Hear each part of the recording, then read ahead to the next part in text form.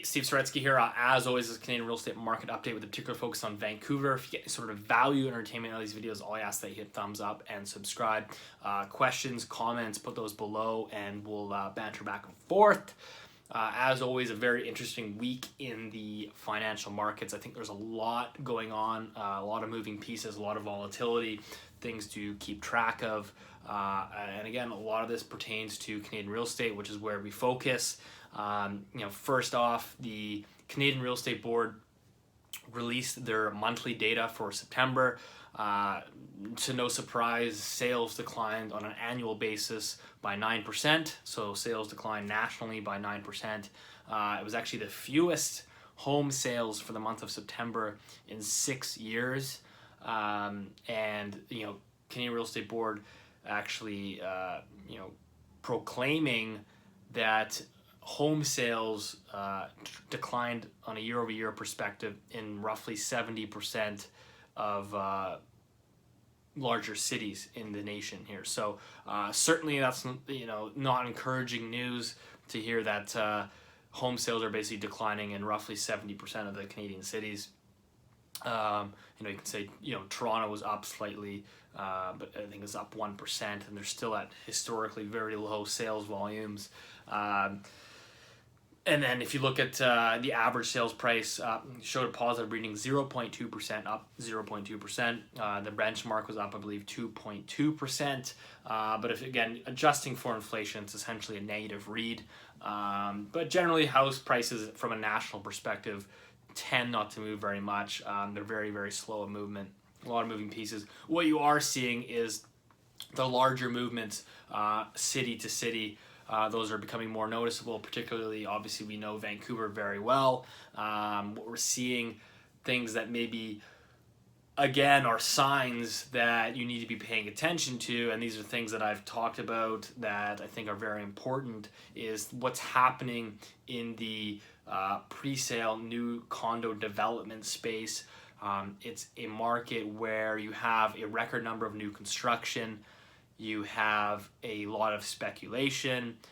You have essentially, if you understand the workings of that market, I think it's a problem. It's a recipe for disaster where it's not saying that things will go wrong, but if things do go wrong, they could go really wrong in this space. The condo market, you're basically, if you understand, most people that buy these, a lot of them don't understand what they're buying. You're buying a futures contract for this development. You're buying the futures contract. You're generally paying a substantial premium to lock in this price. So generally paying, in Vancouver, it's at least a 20% markup above market value. And at the time you go to close in a year or two, you don't know if mortgage rates are going to be higher. You don't know if OSFI brings in things like the stress test, where all of a sudden your borrowing capacity declines. You don't know where the values are going to be in 2 years. They could certainly be down, and all of a sudden when the bank goes to assess your pre-sale, they tell you that it's not worth the $500K that you paid, it's only worth $450. Well, now all of a sudden you have a $50K shortfall that you need to come up with. And so this is going to potentially create a scenario where if prices don't recover and they continue to trend in the opposite direction, you're going to have a situation where it's going to become difficult for some people to close. And that obviously has larger implications through the lending institutions that lend these developers these construction loan financings. And obviously, if you understand, their basically loan to value book from the banks is if their assets start declining in value, then they basically have to sell off some assets to get back in line at their ratios. So there's things to watch, and that's what we're seeing. One example is we saw in Langley. They're launching this week. I found it quite interesting. New condo development launching in Langley. They're actually offering to pay your first year's worth of mortgage payments to the first 20 buyers. So I think that's very interesting. Generally, this was, again, a market where 12 months ago people were literally lining up in order to secure units, and now the developer is offering people a 1 year's free mortgage payments. I think that's a very interesting tell. We'll have to keep an eye on that, but I think the incentives are going to continue to grow. We can start to see, per MLA Canada, the pre-sale absorption rate went from 94% in January, peaked out at 94% in January. In September, it declined to 38%. Generally, the developers want to be at least 50%. So that 38% absorption rate is quite low, and that's why you're seeing the incentives starting to ramp up.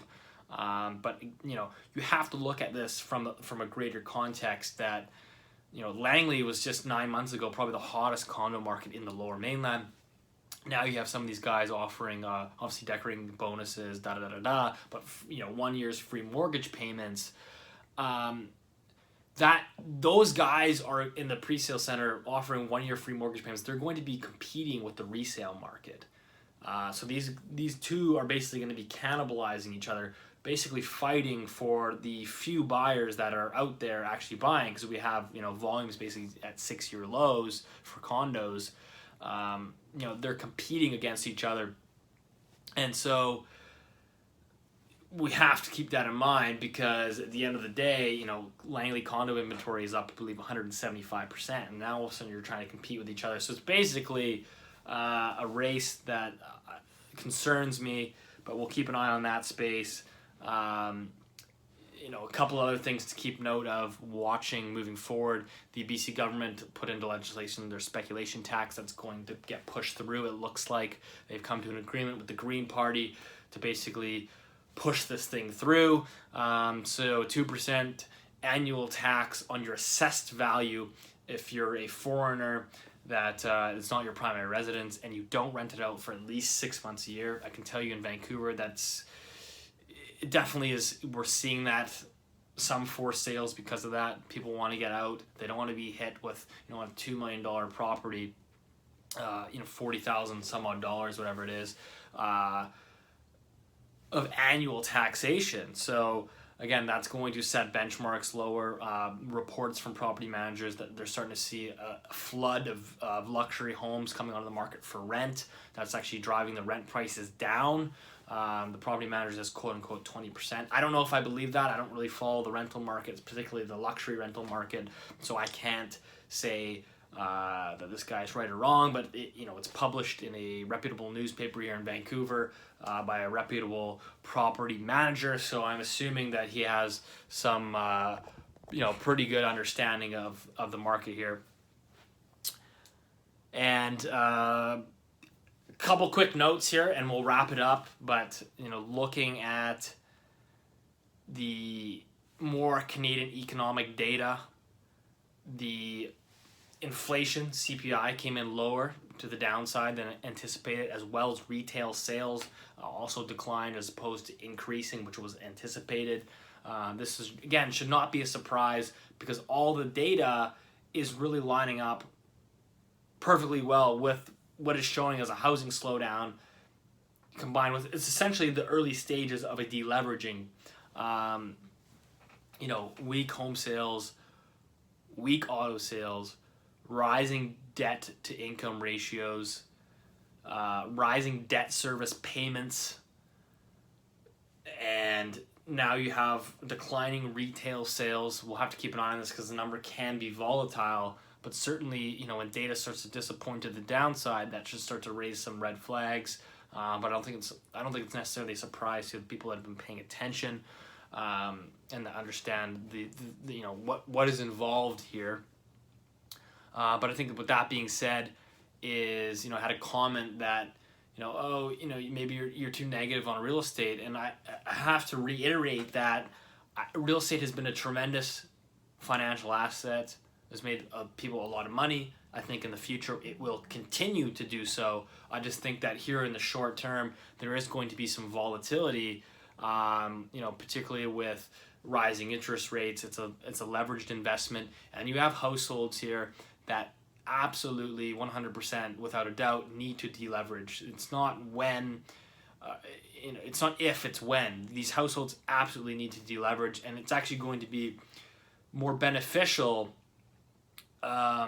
and better economically and for housing. If households actually deleverage, it's going to be better in the long run. It's just you have to go through that short little bit of pain in order to basically get rid of those inefficiencies, pay down your debt, and so you can start to grow again. At some point, just you can't just expand debt forever. So unfortunately for real estate, which is a leveraged asset, it's very much impacted by households deleveraging and rising interest rates, and that's absolutely what needs to happen.